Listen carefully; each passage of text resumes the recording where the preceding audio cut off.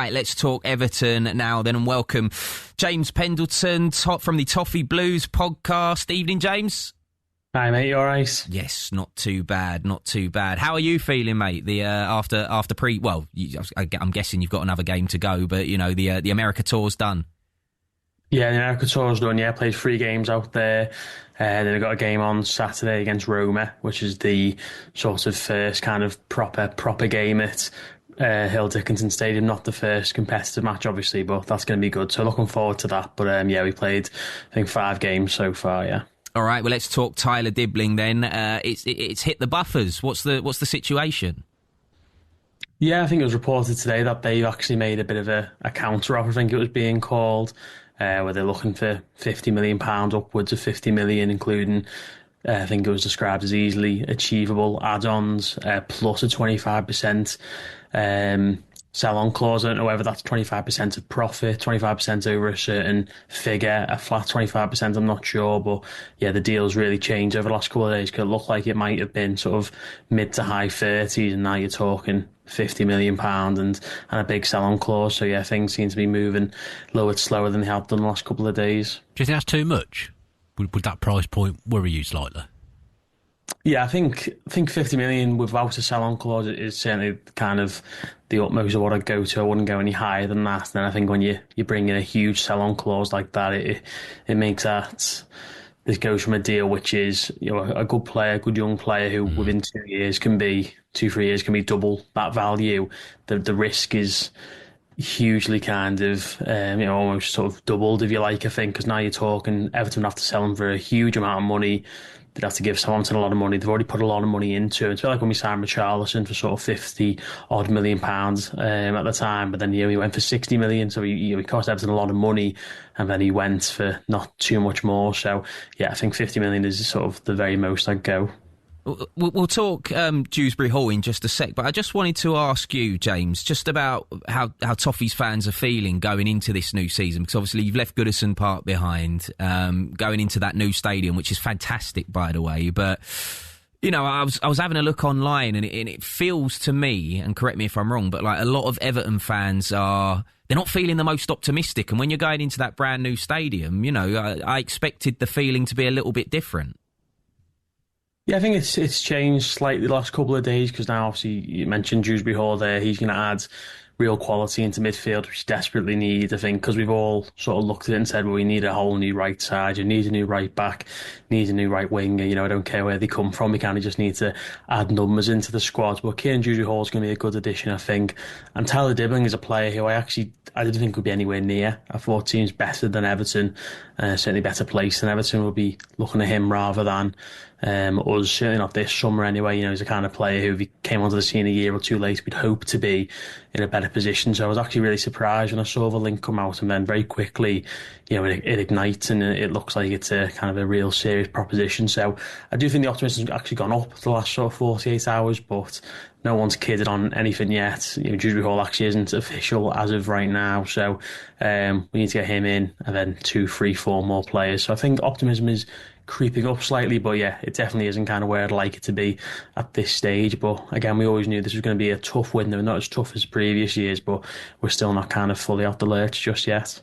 Yeah, I want to get you excited, because I think it's tough for different reasons. Everton have been through the mire over the last few years, had some really turbulent times at that club, and David Moyes has come back in, stabilised you, went on a fantastic run in the second half of last season. You're obviously moving into an unbelievable new stadium now. It is the dawn of a new era for Everton, and I don't think Everton are the only club that have had a difficult summer. I think outside of the top 3, I'd argue, and probably on Chelsea, who can just buy who they want, I think every other club has had their struggles.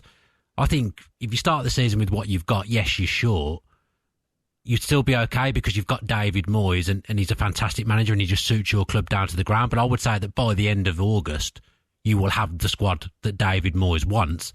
And I think you're looking up and looking at having a top half season and really going from there for Everton. You're an unbelievable club, and I actually think this is a really exciting time.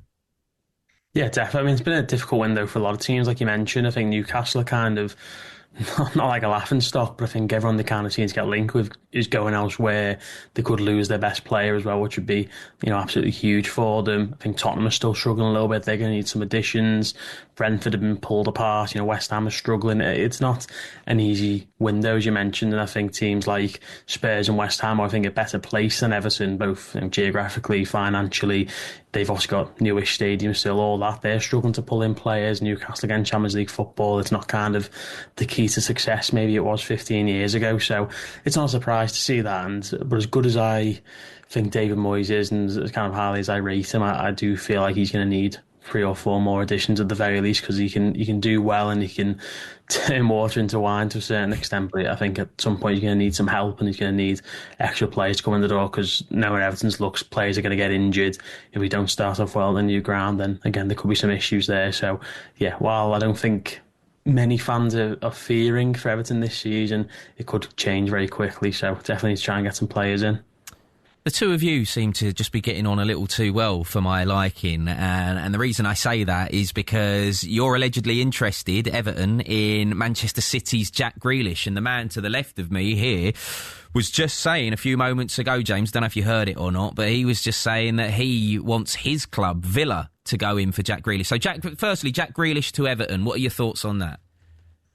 I mean, it's an interesting one. That's been again kind of ignited again today. That went dead a little bit over the last week or so. I heard Tottenham were interested as well, so I kind of let that one go by a little bit. But yeah, as you say, today it's kind of rekindled a little bit. It's interesting because when Iliman Ndiaye plays on the left, that's where I think Jack Grealish would play. If not there, when he plays century, then you're getting Keane in Dewsbury-Hall. You've already got Charlie Alcaraz, so I'd be surprised if Everton went and did it, because I think their positions of relative strength, are hardly stacked with talent in those positions. But I don't think that's a position we're absolutely massively in need of, and he's on absolutely huge wages. I don't know what the situation is at Villa, whether bridges have been burnt there or not, I'm unsure. But I think if Everton were to get him, it'd have to be a really, really favourable deal. He's a great player when he's on form, and huge talent to be unlocked there. And he is only 29. It's not like we're talking mid-30s. He's not like a washed-up, has-been football. I think he's still got a good couple of years left at the top level. So if that were to happen, it would certainly be exciting, but I don't think it's the most pressing kind of area of need for the team. I mean, the two clubs have got a relatively decent relationship, Manchester City and Everton. There's fans, there's players that have, gone either way between the two. Just on the relationship with Villa, though, I should say George has messaged in, just saying Jack is a traitor. I would never accept him back. But does finish the message with an all caps up the Villa. That's all right then. As long as we've had the all caps at the end, that's okay. Yeah, there you go. James, just before we let you go, this season then, I'm not asking you to give a prediction, but where are you hoping for Everton to be? What's kind of, what yourself and your mates that you speak to, what are you targeting? What do you want? I think just like a season when we're not worrying. I think each of the last, might be 4 seasons now, they kind of all blend into one a little bit, but you sat there thinking, let's just have no issue where you get to like December, January time and you're not bothered about watching it, you're turning it off early, you can see it and it's over. That's what it was like last season, and then obviously Moyes came in and we were kind of back again for a couple of months, which was obviously really nice. I want to just keep looking forward and just hope that at no point this season you're getting a sweat on worrying about who's below you.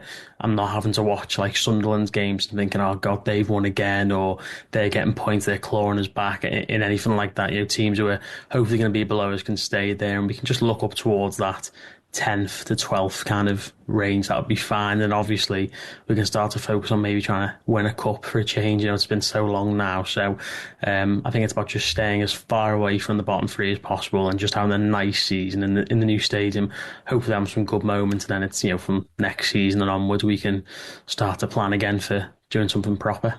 Okay, James, thank you very much, mate. That is James Pendleton from the Toffee Blues.